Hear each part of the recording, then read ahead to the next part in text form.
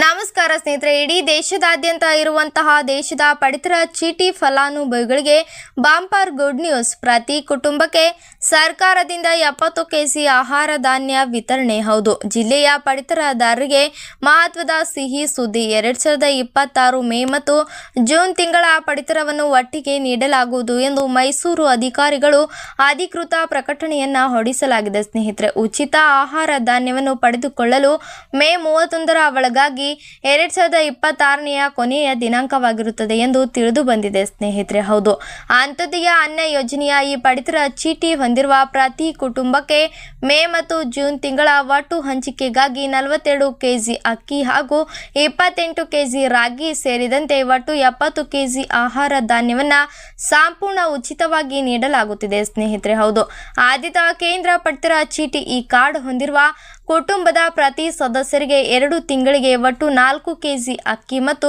6 KG ರಾಗಿ ಸೇರಿ ಒಟ್ಟು 10 KG ಆಹಾರ ಧಾನ್ಯವನ್ನ ಉಚಿತವಾಗಿ ವಿತರಿಸಲಾಗುತ್ತಿದೆ. ಸ್ನೇಹಿತರೆ, ಆದ್ಯತಾ ರಾಜ್ಯ ಪಡಿತರ ಚೀಟಿ ಈ ಚೀಟಿ ಹೊಂದಿರುವ ಕುಟುಂಬದ ಪ್ರತಿ ಸದಸ್ಯರಿಗೆ 2 ತಿಂಗಳ ಒಟ್ಟಾರೆಯಾಗಿ ಹಂಚಿಕೆಗಾಗಿ ಒಟ್ಟು 10 ಕೆಜಿ ಅಕ್ಕಿಯನ್ನ ಉಚಿತವಾಗಿ ನೀಡಲು ಕ್ರಮ ಕೈಗೊಳ್ಳಲಾಗಿದೆ. ಸ್ನೇಹಿತರೆ, ಹೌದು, 2 ಬಾರಿ ಬಯೋಮೆಟ್ರಿಕ್ ಕಡ್ಡಾಯ. 2 ತಿಂಗಳ ಪಡಿತರ ಧಾನ್ಯವನ್ನ ಒಂದೇ ಅವಧಿಯಲ್ಲಿ ವಿತರಿಸಲಾಗುತ್ತಿದ್ದರೂ ಕೂಡ ತಾಂತ್ರಿಕ ಮತ್ತು ಪಾರದರ್ಶಕತೆಯ ಕಾರಣಗಳಿಗಾಗಿ ಪಡಿತರದಾರರು ಕೆಲವು ನಿಯಮಗಳನ್ನು ಪಾಲಿಸಬೇಕಾಗುತ್ತದೆ. ಸ್ನೇಹಿತರೆ, ಗ್ರಾಹಕರು ಮೇ ಮತ್ತು ಜೂನ್ ತಿಂಗಳ ಹಂಚಿಕೆಗಾಗಿ ಪ್ರತ್ಯೇಕವಾಗಿ 2 ಬಾರಿ ಕಡ್ಡಾಯವಾಗಿ ಬಯೋಮೆಟ್ರಿಕ್ ದೃಢೀಕರಣ ಮಾಡಬೇಕಾಗುತ್ತದೆ. ಸ್ನೇಹಿತರೆ, ಪಡಿತರ ವಿತರಣೆಯ ಸಮಯದಲ್ಲಿ ಸರ್ವರ್ ಸಮಸ್ಯೆಯಿಂದಾಗಿ ಸಾರ್ವಜನಿಕರಿಗೆ ತೊಂದರೆಯಾಗಬಾರದು ಎಂಬ ಉದ್ದೇಶದಿಂದಾಗಿ ಪಡಿತರ ವಿತರಣಾ ಸರ್ವರ್ ಅನ್ನು ಪ್ರತಿದಿನ ಬೆಳಗ್ಗೆ 6 ಗಂಟೆಯಿಂದ ರಾತ್ರಿ 10 ಗಂಟೆಯವರೆಗೆ ಕಾರ್ಯನಿರ್ವಹಿಸುವಂತೆ ವ್ಯವಸ್ಥೆ ಮಾಡಲಾಗಿದೆ. ಸ್ನೇಹಿತರೆ, ಇನ್ನು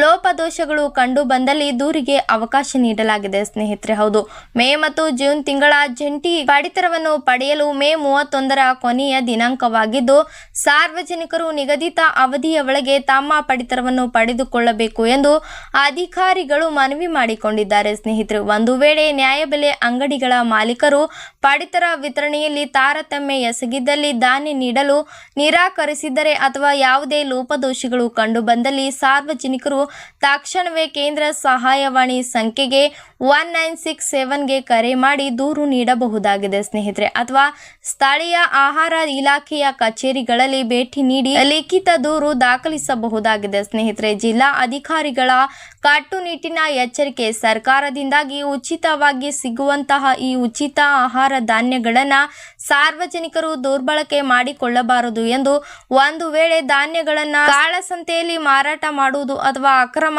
ದಾಸ್ತಾನು ಮಾಡುವುದು ಕಂಡು ಬಂದಲ್ಲಿ ಸಂಬಂಧಪಟ್ಟಂತಹ ಗ್ರಾಹಕರ ಪಡಿತರ ಚೀಟಿಯನ್ನ ತಕ್ಷಣವೇ ರದ್ದುಗೊಳಿಸುವುದರ ಜೊತೆಗೆ ಕಠಿಣ ಕಾನೂನು ಕ್ರಮ ಕೈಗೊಳ್ಳಲಾಗುವುದು ಎಂದು ಮೈಸೂರು ಅಧಿಕಾರಿಗಳು ಎಚ್ಚರಿಕೆ ನೀಡಿದ್ದಾರೆ. ಸ್ನೇಹಿತರೆ,